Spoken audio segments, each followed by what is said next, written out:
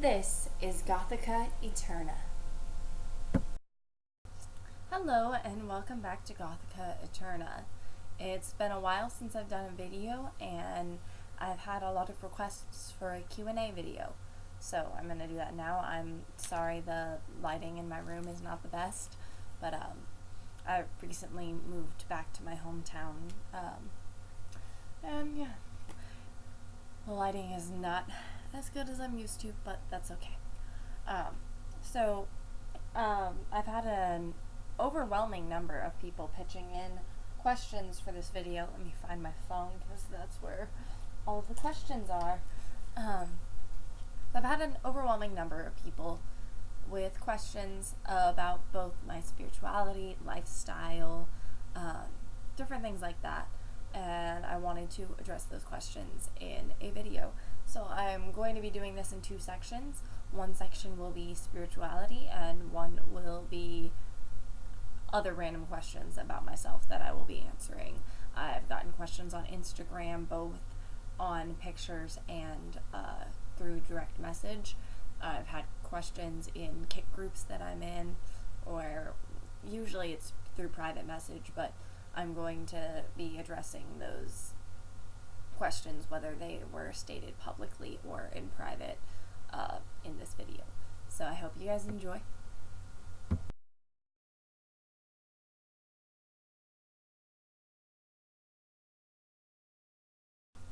Okay, so this is the spirituality portion of the Q&A, and let me find a good question to start with.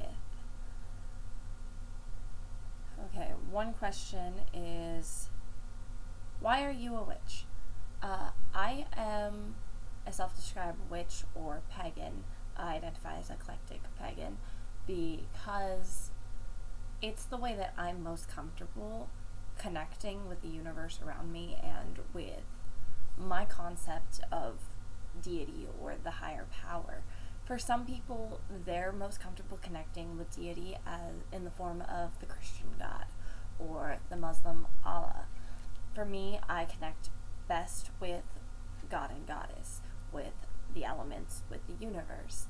I have always, sorry, for a second I thought it wasn't recording. Ever since I was a little girl, I have always been drawn to nature and the elements. Always been a natural healer. My mother told me that when I was a baby, she would put my little hands over her eyes and it would make her migraines go away. And to this day, I can still take headaches out of just about anybody, whether it's my mother or I've done it to others as well. Had a couple people who didn't like it, and that's okay. For some reason, some people don't like the method that I use of drawing the energy out. So I usually warn people in advance that I'm going to be removing energy from their head or whatever part of their body is ill or hurt. But anyway, I've always been drawn to healing, always been drawn to witchcraft, so it just made sense to me. Let me pull up another question. How long have you been a witch? I have been various forms of pagan since I was 8, and I'm 20 now, so 12 years. I started with Trinitarian Wicca, which the best way I can think to describe it is goddess-inclusive Christianity with the inclusion of witchcraft. And I did that for a while, and it just didn't seem to fit me. So for a while after that, I simply practiced witchcraft with no inclusion of working with deity or spirit, because having a Christian background, it was hard for me to break out of the pattern of you should worship God and God alone. But eventually I found a path that does include the God and the Goddess. I have a matron and patron, and I found something that fit for me. But it's been a path that I've been walking for 12 years, changed my identity as a pagan as I grew. As I grew along the path, there would be a fork in the road that seemed to fit where I was at in my life, so I would take that fork. And I'm still growing, still changing. I'm still young and exploring spirituality. I feel right now that I have a solid base for where I'm at with spirituality, and that I am happy and comfortable with what I identify as at the moment. I am eclectic pagan. I don't identify as Wiccan anymore, and I include a lot of different elements both from my ancestry and from traditions that I've always felt a connection to. And yeah, a little off topic, I've been pagan or a witch for 12 years now. Let me see, another question. There, I'll come back to that section of the questions later. How did you come to be on the path that you were on? I believe I've already explained that, but I'll go into a little more detail. I started off, as I said, Trinitarian Wiccan, and then I didn't work with deity or spirit at all. And then I progressed into working with Greek and Roman deities.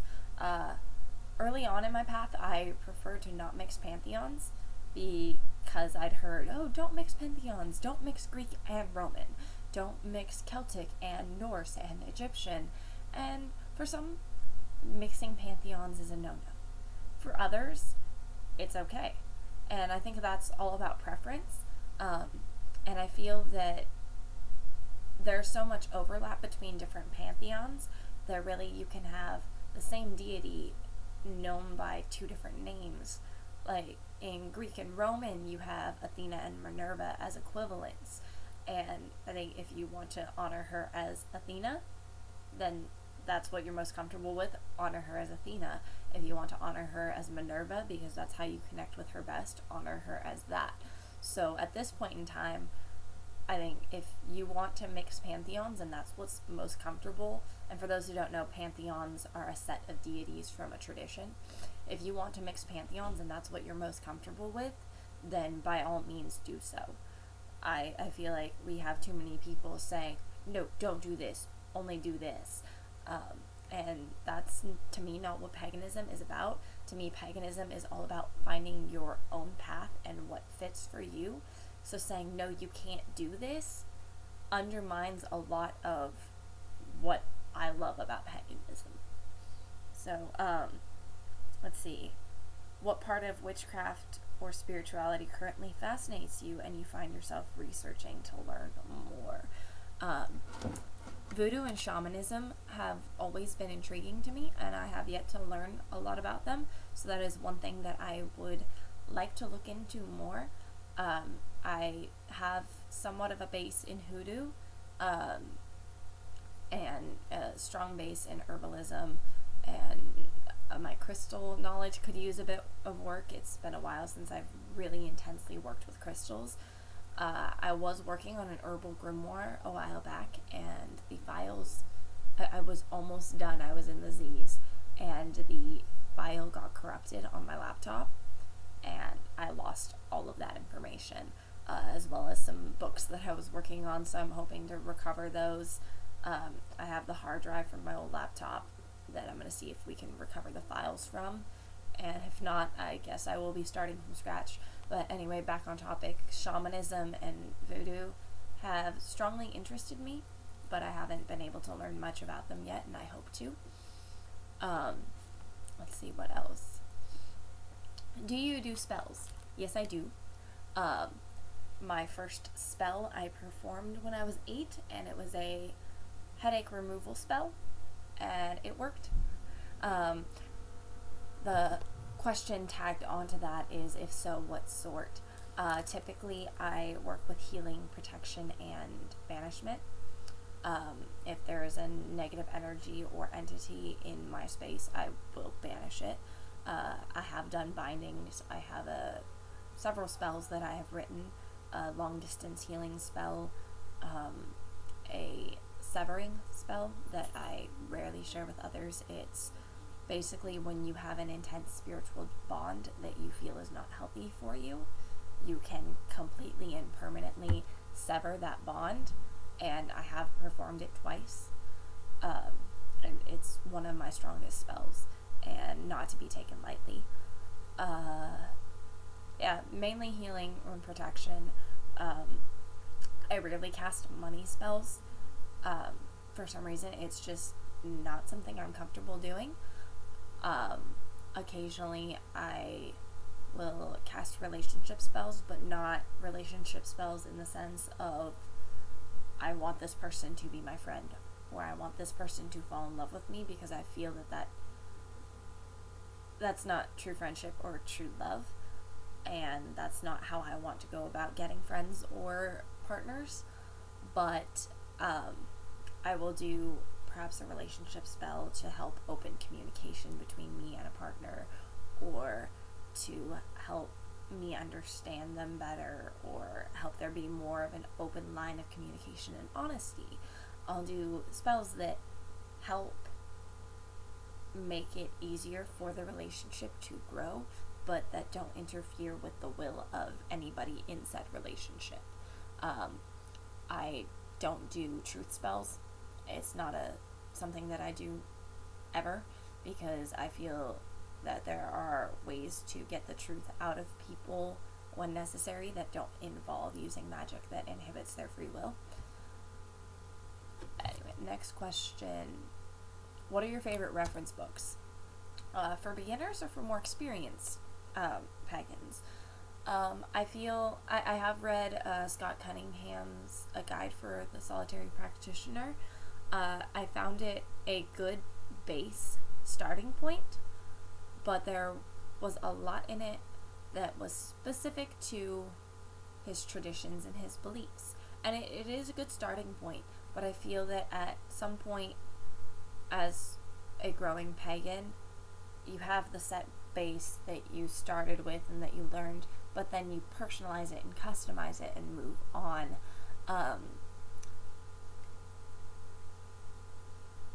One second, I actually have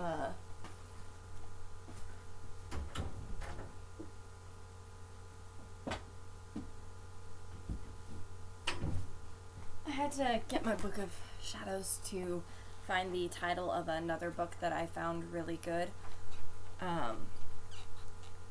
Grimoire of a Kitchen Witch. I can't remember the author, but it has a lot of good reference pages for, let's see, different ways to cleanse, different tools that you can use, day of the week correspondences, moon phases,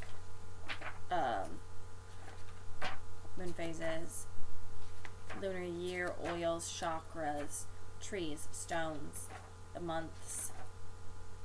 Sorry, there's the chakras, chakra crystals, auras, trees, I think I already said that, hoodoo metals, feathers, bones, and shells, color magic, oils, medicine bags and powders. This good section of my Book of Shadows, this Book of Shadows, I have been compiling more as a reference book.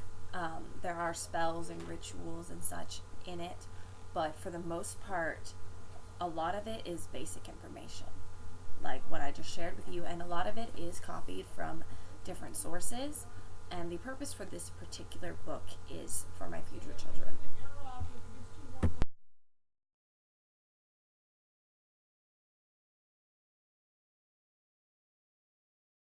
Sorry about that, I was being spoken to, so I stopped the video for a second. I didn't want that to show up in the video. As I was saying, this is for my future children. I'm not assuming that they will want to follow in my footsteps and be pagan, or even that if they do, that they will want to be the particular flavor of pagan that I am. But if they so choose to follow paganism, this book can be a good starting point and a good collection of information from different sources in one place for them to have a good base point to jump off from. So Grimoire of a Kitchen Witch, I'll put the author in the description later, the title and author. As I said, Wicca, it's Wicca, A Guide for the Solitary Practitioner by Scott Cunningham. A good starting point, but I don't exactly follow everything in that he stated in that book. I don't set up my altar the way that he has a picture of an altar set up, and you don't have to follow exactly what any particular reference book has to say. Let me see if I have any other references. If you want to look up about wands, I actually attended a seminar at Pagan Pride with Gypsy Teague, and it was a wand class, and Gypsy has a book on wands if you want to look it up. I'll also put the title in the description of this video. So if you are interested in wands, I found the information in that class to be very helpful, and look forward to at some point getting my hands on the book, though I don't currently have it. I have a couple other books. Let me grab them real quick.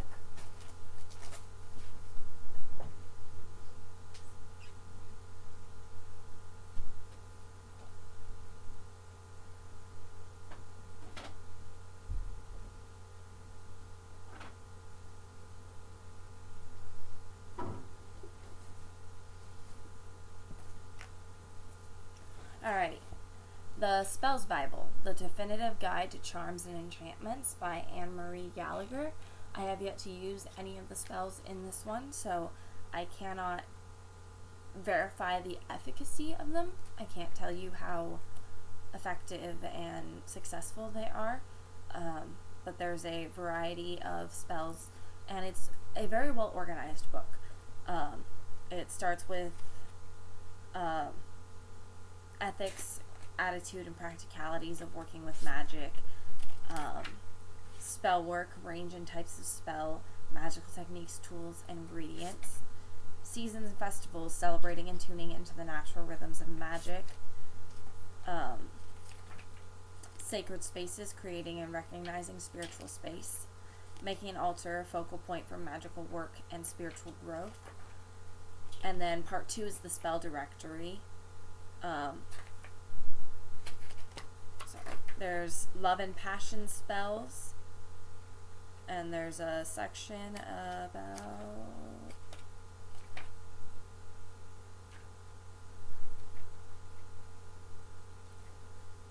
that thick of love and passion spells, and then you have, and the pages are colored on the edge, so you can easily see when one section ends and one begins. Career and work spells, health, beauty, and well-being spells,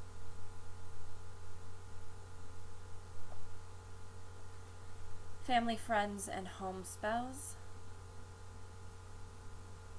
seasonal spells, so you have Yule, Imbolc, Stara, Beltane, Litha,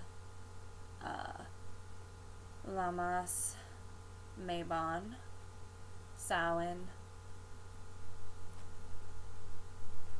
and then good fortune spells. Then you have protection and blessing spells, divination spells, banishing and binding spells, and then there's a handy little glossary at the back. So, The Spells Bible, The Definitive Guide to Charms and Enchantments by Anne-Marie Gallagher. As I said, I have not used any of the spells in this one, but I have looked through it thoroughly, and I would recommend it to have on hand, because there are a wide variety of spells for different purposes that you can use if you ever need. The only book of Wiccan spells you'll ever need. This one is not as easy to find, like, the different sections as this one.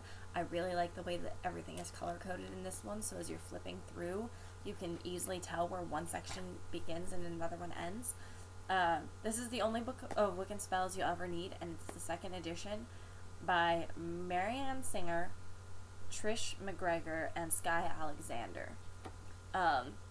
There is a table of contents at the beginning, and it lists the chapters and what you can find in them. So, Chapter 1, The Philosophy and Ideology of Wiccan Spellcrafting, which is in magic, common misconceptions, where Wicca comes in, the divine feminine, the divine masculine, honoring and invoking deities, Personalized magic and ritualistic witches.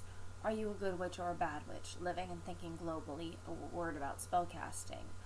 Chapter 2, Belief, Intent, and the Magical World Around You. The power of your beliefs, intent, and desire. How the natural world fits in. The wheel of the year, the days of the week, and common concerns about spell work. So this is a good reference book for spells as well. There's lists of gemstones and crystals and colors and candles. A lot of books on the market where you can find reference pages and spells. There's so much available nowadays. This is one of my favorite reference books, and it's specifically about Samhain or Halloween.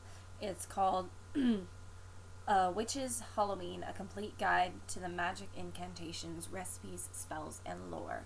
I hope I don't say the name wrong. It's by Gerina Dunwich.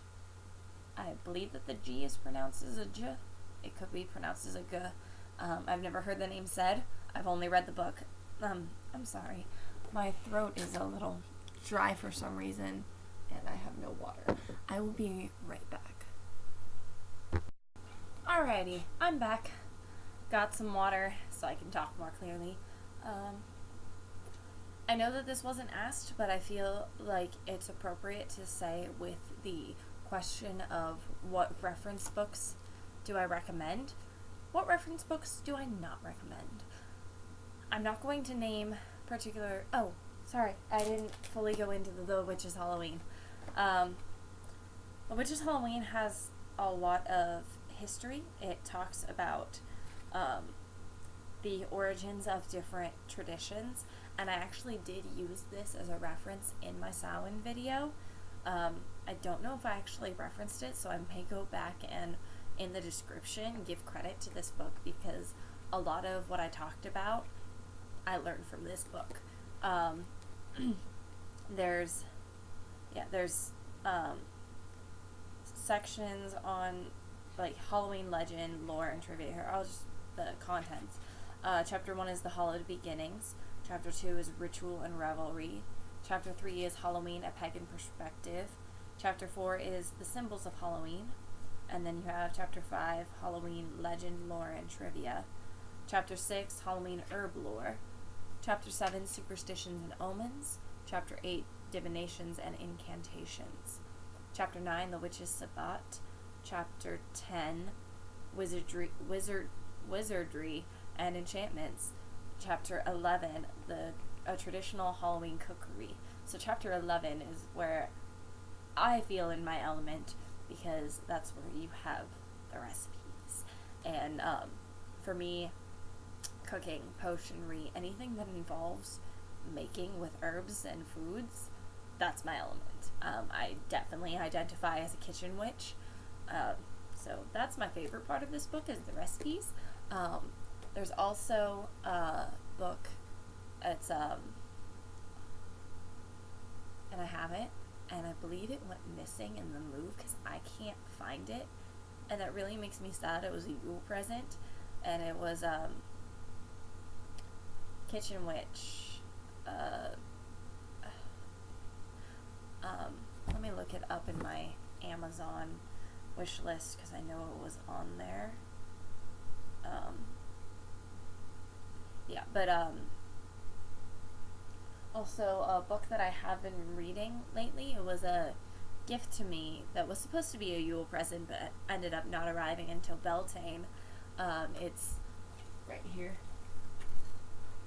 Grimoire of the Thorn-Blooded Witch, Mastering the 5 Arts of Old World Witchery by Raven Grimassi. So far, I found it to be an interesting read.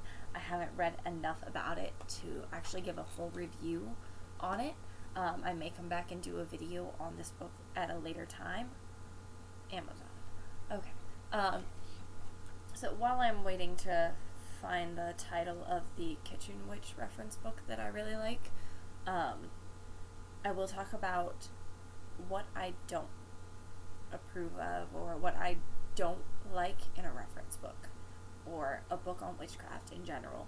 If you find an author or a book that operates on absolutes, I'll explain what I mean by that. Like, if you find an author that states all witches do this, or no witches do this, run away.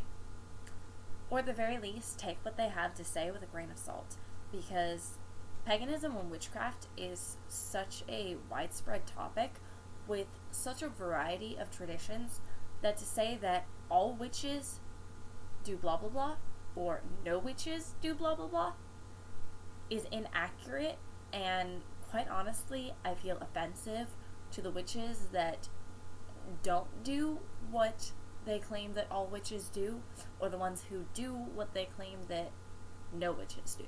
I've heard the claim that no real witch would ever hex, and I'm sorry, but while the pagan community may have developed more of a positive reputation, and there are many pioneers within the community and trailblazers who have worked so hard to give paganism a good image, we can't deny that witches are notorious for hexing and cursing. Now granted, not all do, but that doesn't mean that none do, and that those who do hex or curse are somehow not real witches. That it invalidates those who have their own path that does include those things. So if you find anybody who says that all witches do this or no witches do that, at the very least, if you are going to, I'm not going to say completely ignore everything that they have to say, because they may have very good points, but learn to distinguish the good points from the generalizations and take what they say with a grain of salt. Use your own judgment as to what is true and right and what is not, and you should not have any problems. I don't know if I'm going to find this in my wish list. It was in my wish list, but I may have removed it. Nope, I did not. I did not remove it. Grimoire of a Kitchen Witch, an essential guide to witchcraft. Does it have, by Kat Treadwell. Amazing book. I love it. They have recipes for all of the different pagan holidays for the entire wheel of the year, and I'm praying to the gods that I find it. I've completely unpacked and I haven't seen it, but maybe I overlooked it. Crossing my fingers and praying hard, because I love that book and it was a gift from someone very dear to me, and I would hate to have lost it. It would actually appear that some of my boxes were opened. I know that my box of books was opened for inspection by USPS, the United States Postal Service, because I shipped my books as media, and I would have sworn that it was in that box, but I cannot find it. And it is not the only item that I am missing, so I may be making a call to the post office. Anywho, I think that's all the questions I got from that individual. Okay. Now moving on back to the questions that I skipped earlier, because I felt they were better addressed at a later time. And this is going to be a long video, I can already tell. I think I'm going on half an hour right now, but I'm not sure, because I've had to cut scenes so many times. How strong are you, and what can you do? Okay. This is a question that I've gotten a lot, and not one that I really am fond of answering, because I feel that if I say that I am incredibly strong and powerful, then I'm sounding pompous and sounding like I'm over-exaggerating my capabilities. But at the same time, if I undermine myself, then I feel like I'm sounding insecure, or like I underestimate myself. So I may be approaching this question from the wrong angle in my answer, because I'm not really going to say how powerful I am and what I can do, but I am going to give an answer to this question. My personal belief is that a witch or a pagan or whatever you identify as, You are as strong as you believe you are. I have times when I underestimate myself and I don't accomplish as much as I am capable of. And I have times where I have so much confidence in myself and what I can do that I accomplish things with my magic that I didn't think possible. I think more often than not, I float in the underestimating myself arena. And actually, within the last month, I had someone same person on 2 separate occasions. The first occasion, they commented, "You're more powerful than you let on." And the second occasion, they commented, "Do you realize just how powerful you are?" And honestly, I think the amount of power within an individual all depends on where they set their limitations. If you believe that your power is limited, then it will be. If you believe that your power is endless and limitless, you can accomplish so much more. And there needs to be a balance between insecurity and lack of confidence in what you're capable of and being overly confident. When you lack confidence, you can't achieve what you truly are capable of. But when you're overconfident, that's when you get into the area where you might end up messing with something that you're not prepared to handle. So, how powerful am I? I'm as powerful as I think I am. And I'm as powerful as I want to be. What can I do? Unfortunately, no, I can't fly on a broomstick. That would be amazing. I'm really tired of riding my bike to work or having to find a ride. And I'm sure that a broomstick would get so much better gas mileage than a car. If somebody could figure out how to actually fly on a broomstick, I would love them forever. I can't turn you into a toad. I could turn you into a toad in my head, but that's about it. But at the same time, there is so much that we can accomplish. And sometimes it's hard to talk about what I believe that I am capable of because I don't know how many people are actually going to believe that I can do those things. I have seen and shown people that I have some element or some level of manipulation over fire and smoke. I can hold my hand out and redirect smoke. I can go like this and get sparks to fly up from a campfire. And that might just be in my head. The smoke might just naturally be moving because of the wind, but it seems kind of coincidental to me that I hold my hand out and the smoke will redirect. But again, I think like I said before, it all comes down to what you believe you're capable of. If you don't think that you can do those things, then you're not going to. But if you truly, truly think it's going to happen, you truly believe it, I mean, some things, no matter how hard you try, you're not going to do. No matter how hard I try, I cannot turn some asshole that I don't like into a toad. It would be cool, but I can't do it. But there are other things that I could do if I choose to either limit that asshole's influence in my life or exact revenge. Not being in the exacting revenge area, I'd rather just get rid of the influence in my life. But just as how powerful you are is only limited by how powerful you think you are, what you can do is only limited by what you think you can do. And so I'm not going to say what I can and can't do because it all depends on what I believe I can and can't do. And I'm sorry if I didn't answer that question satisfactorily. Or if I don't know if I said that right. If I did not give a satisfactory answer to that question, I don't want to sit here and boast about the things that I think I can do because that's not really my style. Have you ever been scared of a spell? No. I have never been scared of a spell that I've cast, and there's a reason for that. If I am scared of something, for me, fear stems from not knowing and understanding. If I don't know about something and I don't understand it, that's when I'm wary, and that's when I become fearful of the outcome. And if I am approaching casting a spell and I have any fears, I don't do it.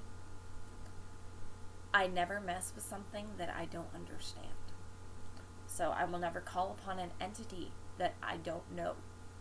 I will never cast a spell unless I am confident in the results and any potential backfire that I may receive. Any potential... I think every spell through to the T. I think through what's the intended result. Okay, if something goes wrong, what other things might happen instead of what I'm trying to do? How can I make it more specific so that I eliminate the chance that it's going to happen in a way other than what I want to happen? If there's any fear or doubt when I'm about to do a spell, I don't do it. I either don't do it altogether or I wait until I feel more confident in knowing what I'm doing. Have I felt fear in general with spiritual experiences? Yes. I've had the feeling of a negative presence following me before. I know how to deal with that kind of situation. And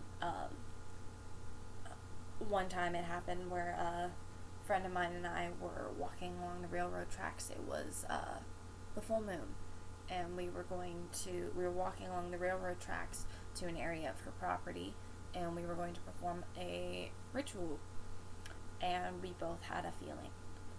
We had a feeling that there was something negative. There was a mist that had just appeared out of nowhere. We were walking through a mist. It was dark. It was getting closer to nighttime, and we both knew we were heading into something that we didn't know about. We turned around, and I had my athame at my side the entire way until the mist cleared. And then as soon as we got back to her car, it started raining, so we just went back to my house and did the ritual in my room. But that was one occasion. Another occasion, I've had shadows follow me home. But the occasions of having negative entities follow me have been rare, and they're usually at times of what I perceive to be high power, like on the full moon, or it's been happening a bit recently leading up to midsummer and the full moon. So when I feel that there's something to fear, I stay away. If I cannot stay away because it is following me, whether it's a negative energy, I smudge, I sage, I cast a banishing spell, whatever needs to be done to get rid of whatever is causing the fear. But I won't say I never, because every time I say never, I end up doing the thing I said I never do. So I have yet to experience knowingly walking right into something that I was fearful of if I could help it. I'm sure there's a time that I can't remember right now off the top of my head where I've walked into something that I was afraid of because I had no other choice, but I can't think of a time off the top of my head. So I think so far that's all of the questions on spirituality I've gotten so far. So I'm going to move on to the next section. I'll see you there.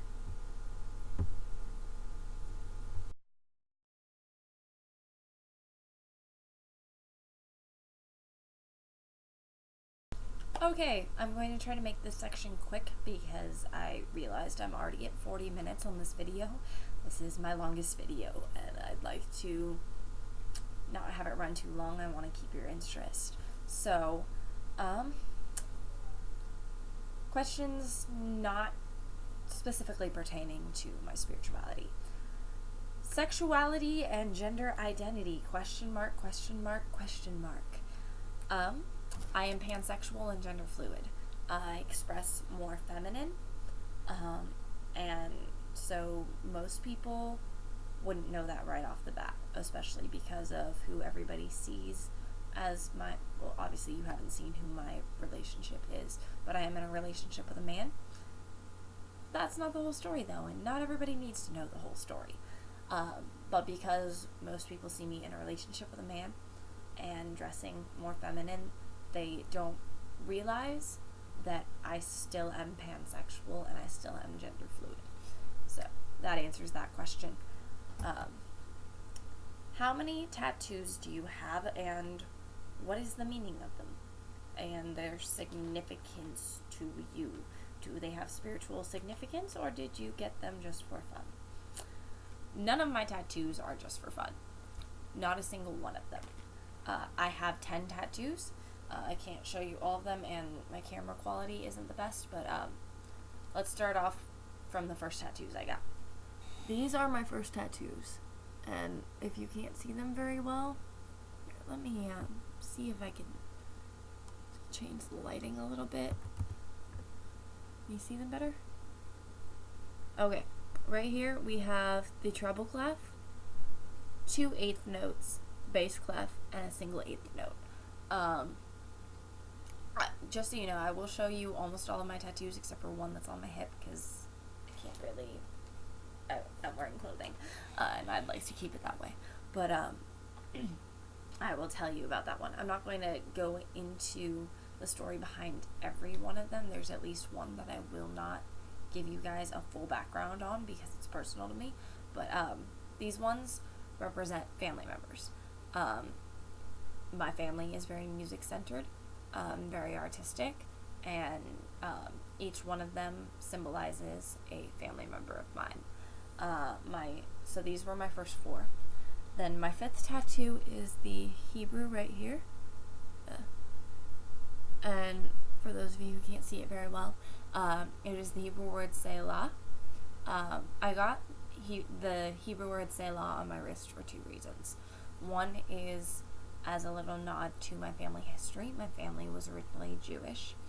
And also, Selah is found in the Psalms. It is a musical notation that indicates a point where the singers are supposed to stop singing and rest, reflect, and contemplate. So, growing up in the Christian church, the Psalms were my favorite book. I loved reading them. Made sense for a musically inclined person that the Psalms were my favorite. It's a collection of Psalms. It's a songbook. So, picking a word that's only found in Psalms or when the Psalms are referenced made sense. So it's both a nod to my family history of my family being Jewish, and also to my upbringing in the Christian church, my love for music, and the meaning of the word, the singers, it being an indication for the singers to stop singing and contemplate on the words of the song.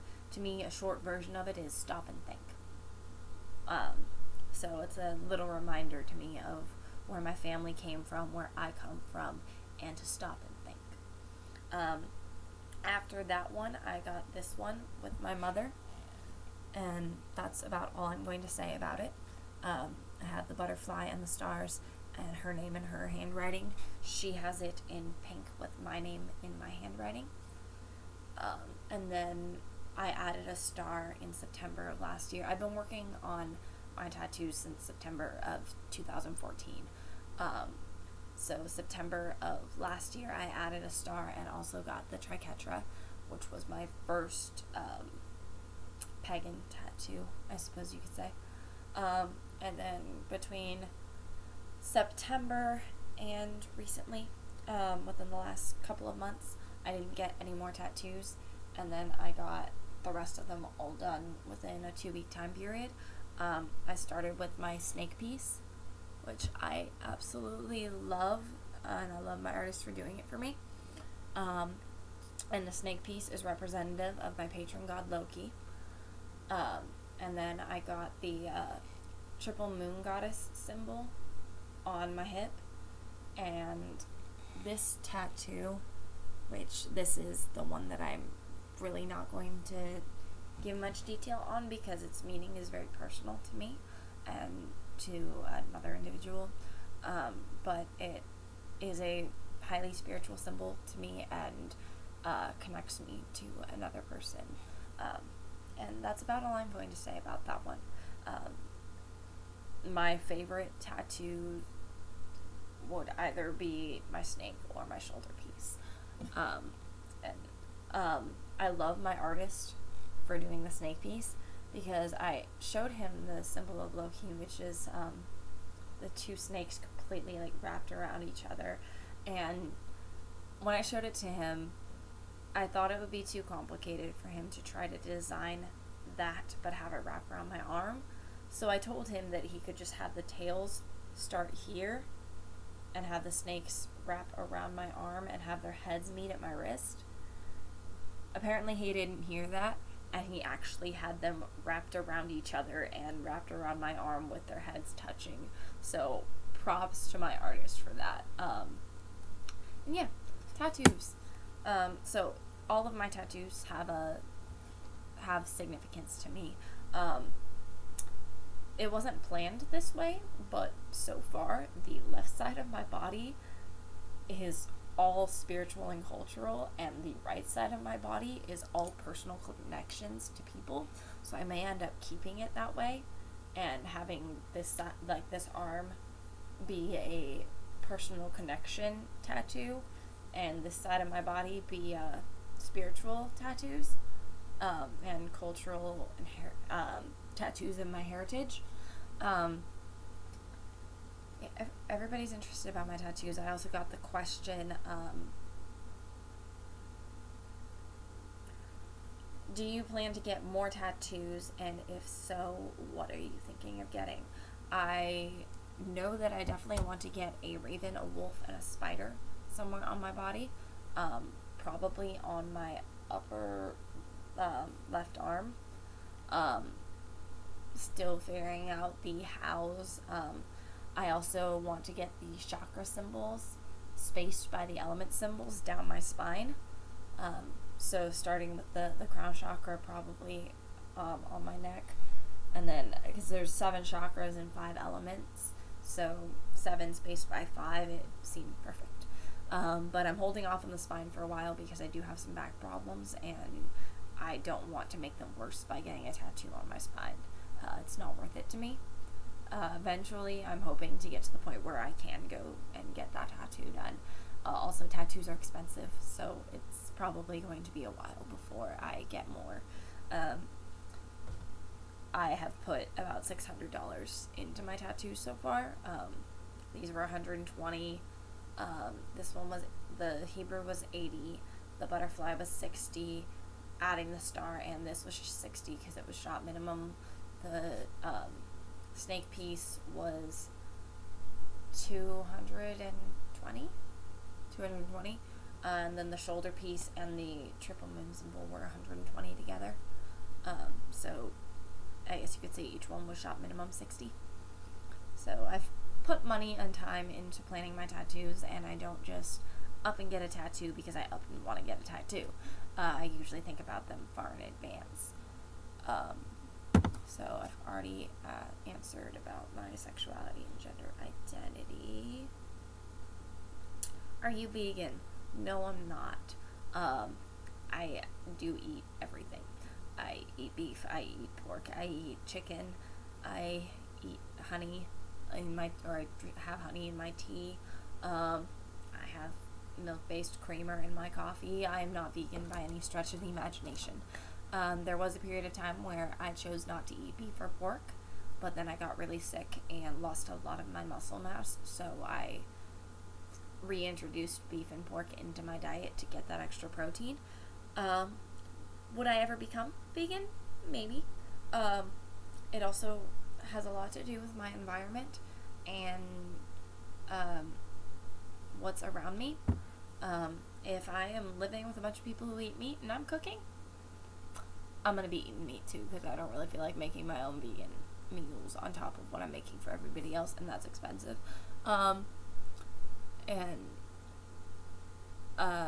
Yeah, so I have been trying to make a switch into more healthy diet.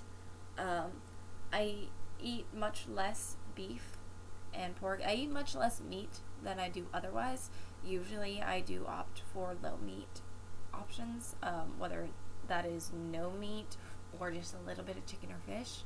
I try to limit my meat consumption, but I also have a very active lifestyle at the moment. I ride my bike 7 miles to work, and then I work unloading trucks, and then I ride my bike 7 miles home from work.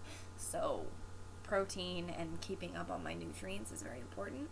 I'm hoping to have the finances to make the switch to more locally grown produce and organic foods. But we'll see. The move kind of exhausted me of a lot of my finances, so it all depends on how quickly I can replenish my money. But no, I am not vegan. How would you define your style? I call myself a gothic hippie. Sometimes I don't wear the goth makeup. In fact, I haven't worn the dark eyeshadow and black lipstick in a while. It feels nice to wear it again. So yeah, I am a gothic hippie. What products do you use to keep your skin clear? I don't really. Please don't kill me for this. I've always had naturally, clear skin on my face. I do get acne in small amounts on other parts of my body, but my face has always been very clear. I rarely get breakouts. Occasionally I will use a face wash, but usually I just wash my face with oil. It's a little trick that I learned a long time ago. The oil, like attracts like, if you know anything about chemistry. So washing your face with oil serves two purposes.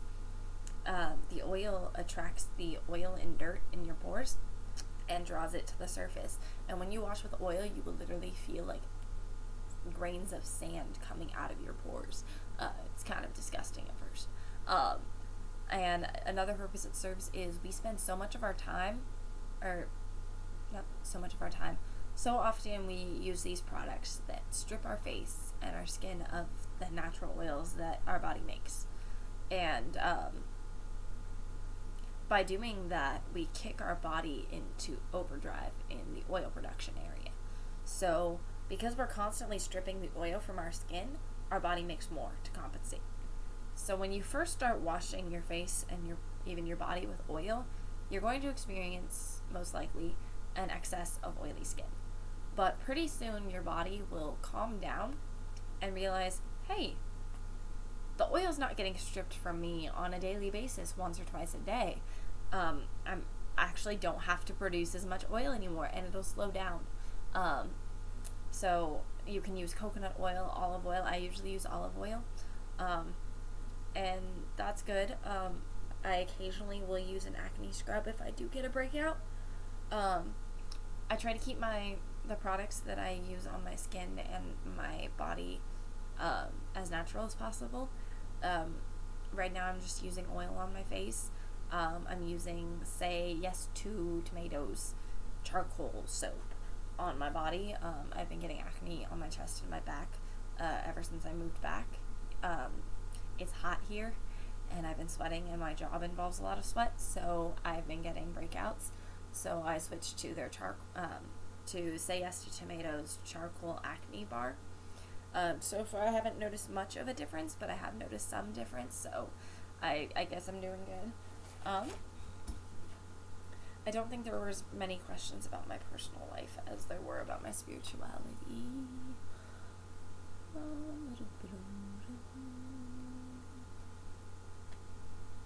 Yeah, I think that's about it. I just want to make sure that I'm not overlooking any questions. How many piercings do you have? Currently I have 1, 7, 8. 1, 2, 3, 4, 5, 6, 7, 8. I have 8 piercings right now. There was a period of time when I had 9. I had my cartilage pierced, But right now I just have my nose pierced, my belly button, and I have 3 studs in each ear. Oh, right now I have 3 studs in one ear and 2 studs in the other, because one of the earrings fell out of my third holes, and because they're the third hole on this side, and because it's my third holes are my most recent, I didn't want them to close up, so I took the earring from my second hole on this ear and put it in the third hole on this ear, and I have to go get new earrings so I can have 3 in each ear again. But yeah, that's all I have for you guys right now, and this video has already gone on for a very long time, and I'm about to hit 60 minutes. So I'll leave you guys with that. If you guys have any more questions that you'd like me to answer, comment below, and I can either answer them in the comments or do another Q&A video in the future if I have a significant number of questions. So thank you guys for watching. If you liked this video or my previous videos, hit the like button and subscribe. You can also go to the channel page and find my other social media accounts and follow me there. Have a good day, everybody. I hope that your midsummer went well, and blessed be.